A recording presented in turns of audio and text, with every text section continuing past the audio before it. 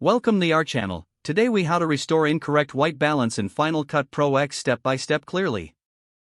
To begin restoring incorrect white balance in Final Cut Pro X, first, open your project. Locate the clip you want to adjust in the timeline. Select the clip by clicking on it. Next, navigate to the Color Inspector. You can find the Color Inspector by clicking the color board icon in the toolbar. Once the Color Inspector is open, look for the White Balance section. In the White Balance section, you'll see a set of eyedropper tools. Select the eyedropper tool labeled White. Now, find an area in your video that should be pure white or neutral. Click on that area with the eyedropper. The software will automatically adjust the white balance based on your selection.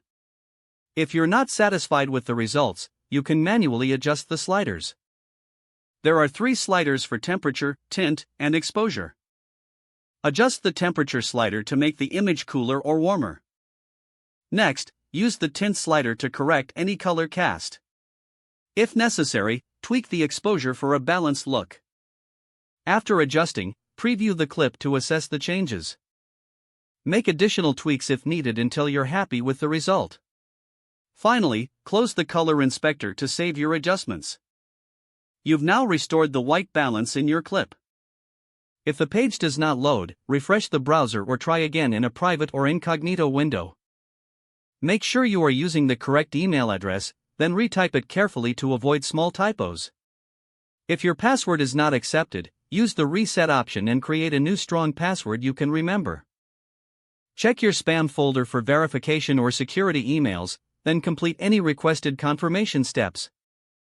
Enable two-factor authentication if available to improve account security and reduce unauthorized access risk.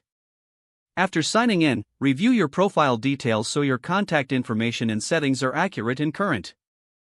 If you see an error message, note it down and try again after restarting your device and internet connection.